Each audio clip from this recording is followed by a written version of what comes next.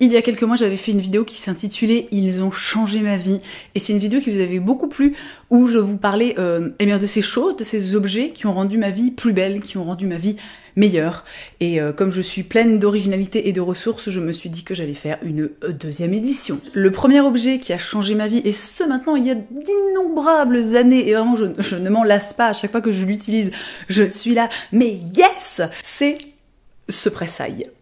Alors, première information importante, j'adore l'ail. Je suis de ces personnes qui, dans la globalité, sentent l'ail tout le temps. Voilà. Mais surtout, autre information extrêmement importante, c'est que ce presse-ail, ce n'est pas n'importe quel presse-ail. Je pense que si vous avez le même chez vous, vous le reconnaissez, vous savez d'où il vient, vous connaissez son origine. Il s'agit du presse-ail de chez Ikea. Donc pendant très longtemps, j'avais un presse-ail qui était aussi en inox, qui ressemblait pas mal à celui-ci, mais que j'avais acheté chez Casa, et alors ça n'allait pas du tout, hein, puisque c'était un presse-ail qui pressait extrêmement mal l'ail, il fallait toujours s'y reprendre à au moins 2 fois, si ce n'est plus, pour avoir l'intégralité de l'ail pressé, et le jour où j'ai découvert ce presse-ail, mais vraiment, ça a changé ma vie, c'est-à-dire que c'est un presse-ail dans lequel tu mets tes gousses d'ail, tu appuies, et vraiment, il ne reste rien, tu vois, il ne reste que les espèces de petites pellicules comme ça d'ail, alors...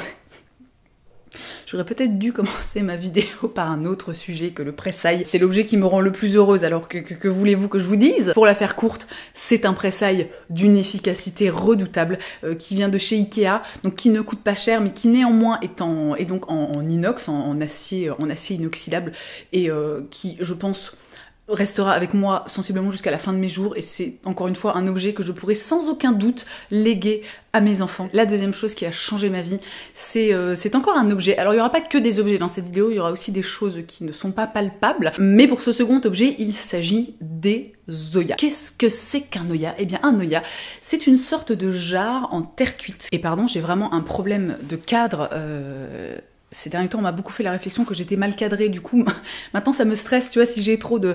Enfin bref, donc...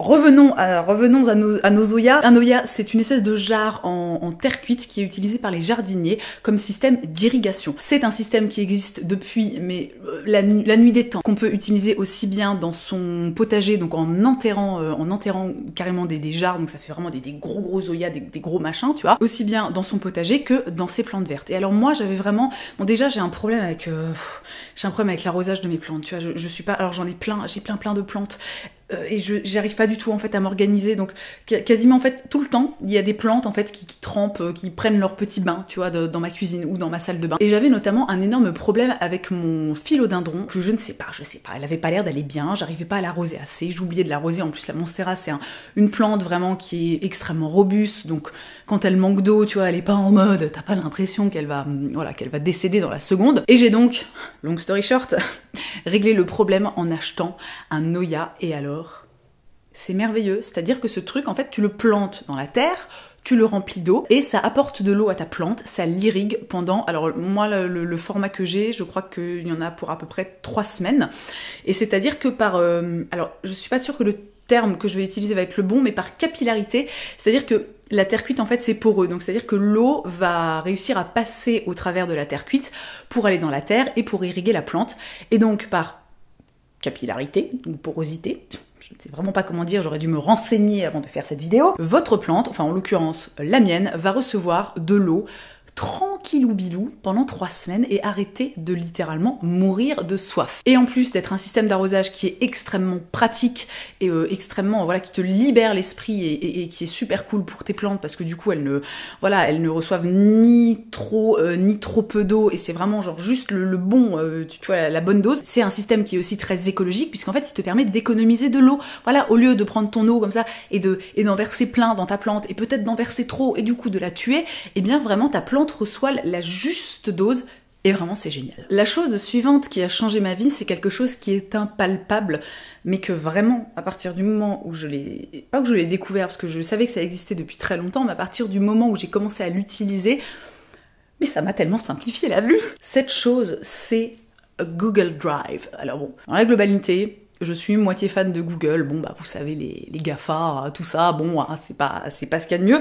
Néanmoins, il propose quand même des solutions extrêmement pratiques, extrêmement bien pensées. Alors Google Drive, qu'est-ce que c'est si vous ne connaissez absolument pas, voilà, si vous n'avez jamais entendu parler de Google Drive, c'est en fait une sorte d'espace de stockage que vous avez sur internet, sur Google, qui est lié à votre compte Google, et sur lequel vous pouvez créer des documents de tout type. Alors ça peut être des documents texte, ça peut être des trucs, des diapositives, des slides, je ne sais plus comment on appelle ça peut être des tableaux, ça peut être des photos, ça peut être vraiment un nombre incalculable de choses, sensiblement tout ce qui peut être stocké sur internet, eh bien peut être stocké dans votre Drive. Et alors le Drive, c'est merveilleux quand, comme moi, tu as des gros problèmes d'organisation, je vous en parlais dans ma vidéo bilan de 2019, hein, l'organisation ce n'est vraiment pas mon fort et vraiment ça me demande beaucoup d'efforts en fait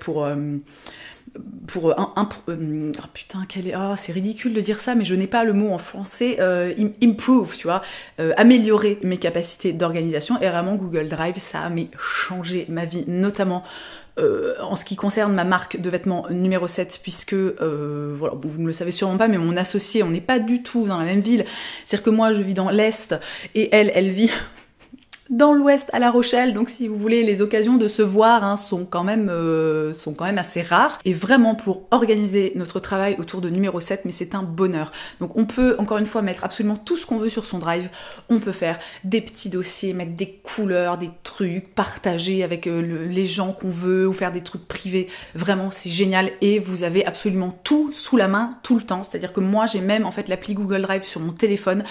Et voilà, typiquement, quand je sais pas, j'ai besoin de savoir un truc, voilà, s'il est dans mon Drive, j'ai juste en fait à me connecter, enfin aller sur l'appli et accéder à mon Drive, et vraiment tout est à portée de main. Et ça, c'est un truc, je trouve, de la vie du futur, parce que moi je considère qu'on est dans le futur. Hein. C'est une journée extrêmement difficile pour filmer, puisque on est en mode giboulée de Mars, c'est-à-dire qu'il y a du soleil, et après il y a des nuages, et après il pleut, et après il grêle, et après il fait à nouveau beau. Je ne comprends rien à ce qui se passe, les gars. Putain, la fin du monde est proche, mais vraiment.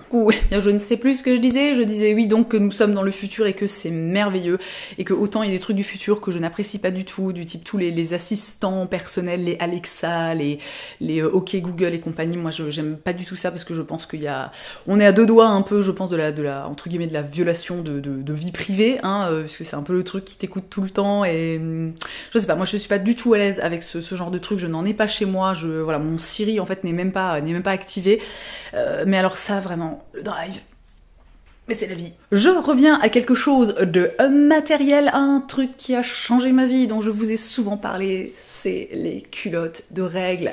Oh my god! Si vous me suivez, vous savez que j'adore parler des règles, c'est un de mes sujets de prédilection.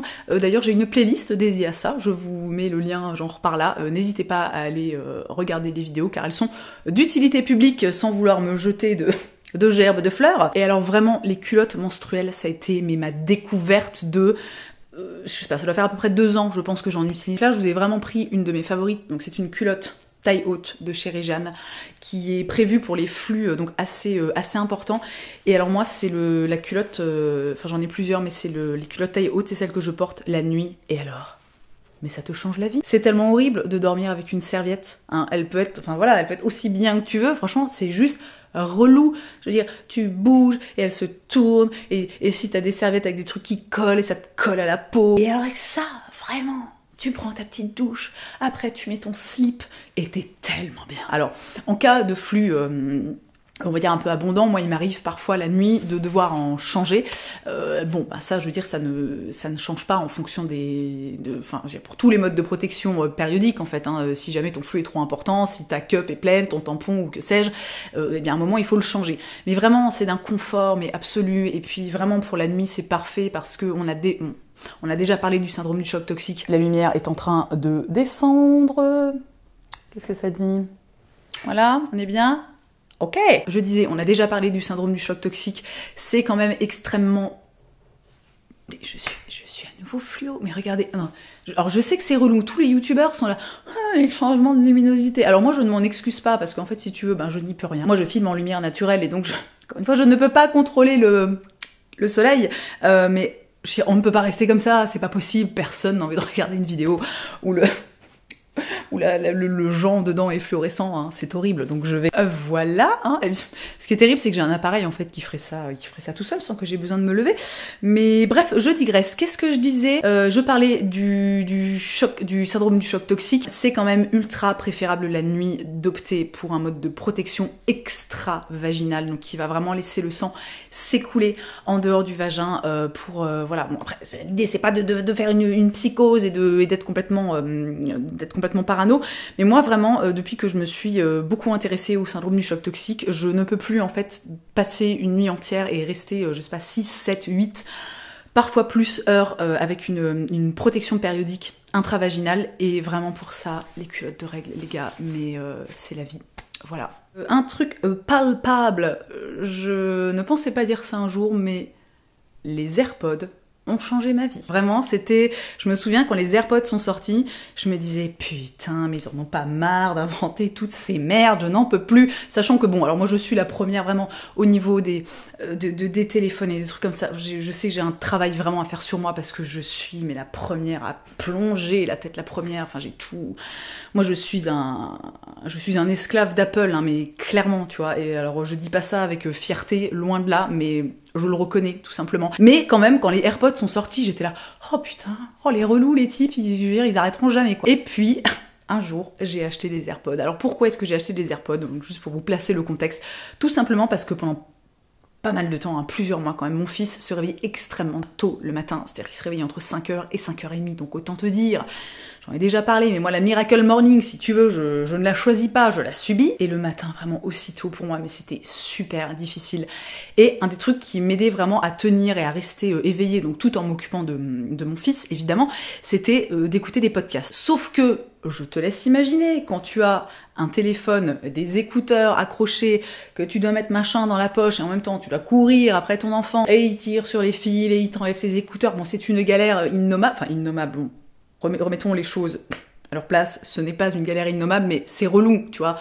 Dans les petits trucs relous de la vie, eh bien il y a ça. Et vraiment, un jour je me suis dit, putain, je vais essayer les AirPods, je vais m'acheter des AirPods, et ben bon bah tant pis, hein. J'ai donc acheté des AirPods et alors mais j'adore les AirPods, vraiment je trouve ça trop cool, c'est petit, c'est discret, c'est pas par exemple un truc tout con, voilà moi j'aime bien tout le temps écouter de la musique ou écouter des podcasts quand je suis seule et avant, bon bah tu vois, si j'écoutais de la musique, bah, en plus je sais pas pourquoi j'aime bien souvent écouter ça avec des écouteurs même si je suis chez moi et que j'ai des haut-parleurs et des trucs comme ça, et tu sais typiquement la situation où t'es en robe, t'as pas de poche, tu veux écouter un truc, t'as les écouteurs et en même temps tu veux faire le ménage et du coup t'as ton téléphone et tu sais pas quoi en foutre et t'essaies de le coincer alors soit dans ton slip soit dans ton soutien-gorge et il arrête pas de tomber et c'est l'enfer.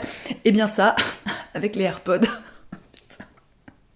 les gens qui m'ont regardé cette vidéo et qui ne me connaissent pas vont se dire cette fille a des vrais problèmes dans la vie.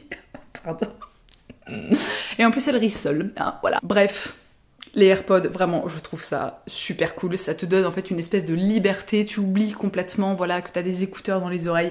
Alors c'est complètement gadget et en même temps, bah, c'est ultra bien pensé, hein, comme à peu près tout ce que fait Apple. Et je suis fan, hein. Voilà. Et enfin, la dernière chose qui, cette fois encore, n'est pas une chose palpable, mais qui a tellement changé ma vie, c'est Vinted. Vinted, les gars. Je vous en parle très souvent. Alors je ne suis absolument pas payée par Vinted. D'ailleurs Vinted, si vous passez par là, si vous voulez qu'on travaille ensemble, envoyez-moi un mail, je serai ravie. Toujours est-il que, voilà, hein, c'est vraiment, je suis une consommatrice en fait lambda sur Vinted. Il faut savoir que moi, j'ai une relation aux vêtements, alors que pendant très longtemps, moi ça a été... alors pas conflictuel, mais j'étais vraiment dans, genre, mais too much, dans de la compulsion totale. Sur mon blog, je parlais énormément de mode, je travaillais avec des boutiques en ligne qui m'envoyaient des bons d'achat, mais de montants totalement hallucinants. Et tous les mois, je recevais des tas de tonnes, de tonnasses, de milliards de fringues. Et je trouvais ça trop bien. Et je continuais à faire les magasins. Mais vraiment, j'étais du genre, en fait, à aller, tu vois, le premier jour des soldes, à aller faire les magasins et à revenir avec 1 milliard de trucs de merde. J'avais une relation aux vêtements qui était très compliquée. Et en même temps, voilà, assez rapidement, enfin tout le monde ces dernières années, pour moi, ça devenait un petit peu délicat. Et j'étais un peu en conflit intérieur, si tu veux, parce que L'industrie de la mode, la fast fashion, c'est quand même un des pires trucs qui existent sur Terre d'un point de vue de on défonce la planète et on en a rien à branler des gens et on est des gros porcs. Donc tout ça, je le savais, moi si vous voulez tous les reportages, enfin, je sais tout, hein, si vous voulez, sur l'industrie de la mode, d'autant plus que j'ai moi aussi une marque de mode, hein, donc voilà, je suis quand même assez bien renseignée sur la question. Et c'était très compliqué pour moi d'avoir cette espèce de conflit intérieur, parce que moi, j'adore les vêtements, et je ne me voyais absolument pas, en fait, me passer de tout ça, et devenir minimaliste, et faire un truc du genre, j'ai 10 pièces en tout dans mon dressing, et 2 paires de chaussures. Et puis, Vinted est arrivé dans nos vies, et alors là, les gars, mais vraiment, ça a changé ma life, parce que premièrement, ça me coûte excessivement moins cher qu'avant de m'habiller. Je n'ai plus, et alors je le dis vraiment, mais bon,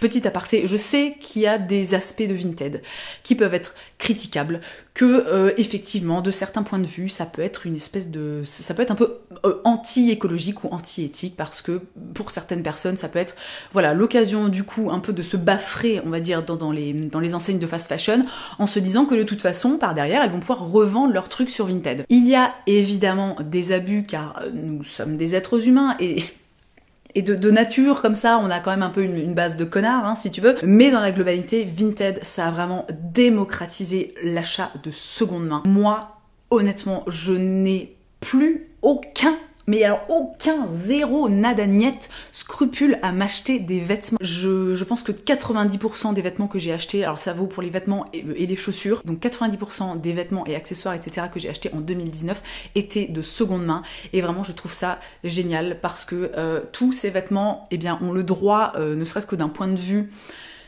comment dire, d'un point de vue éthique, en fait, on le droit à une seconde vie. Ça permet aussi de faire des économies de ouf. Alors c'est aussi extrêmement effrayant, parce que tu te dis, d'accord, donc cette personne, par exemple, a acheté cette robe 250 € et la revend 23 balles.